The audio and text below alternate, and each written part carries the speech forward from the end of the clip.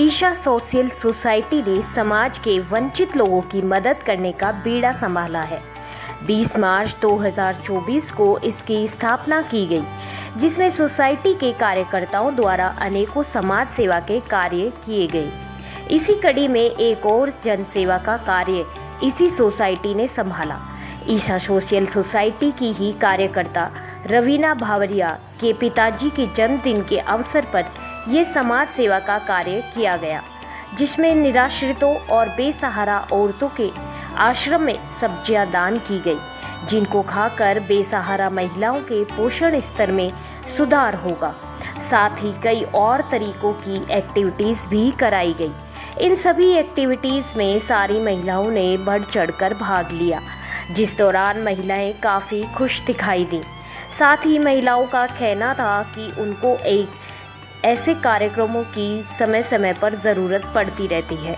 आपको बता दें, ईशा सोशल सोसाइटी एक स्वयंसेवी और स्वयं वित्तपोषी संस्था है, जिसने अपने ही खर्चे पर सेवा का ये पुण्य कार्य अपने हाथों में लिया है। इस संस्था का उद्देश्य समाज के वंचित वर्ग और बुजुर्गों की सेवा और सहारा बनना है।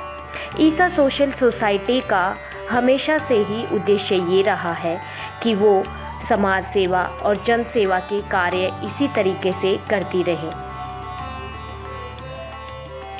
इन कार्यकर्ताओं ने इन बेसहारा, बेजुबान और मूक बधिर महिलाओं के साथ अपना समय बांटा।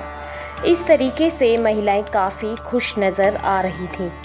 ऐसे ही समाज में कई महिलाएं, बुजुर्ग और बच्चे बेसहारा हैं, जिनको आवश्यकता है इस संस्था से जुड़े जैसे लोगों की, जो बिना किसी लालच के ये कार्य करें।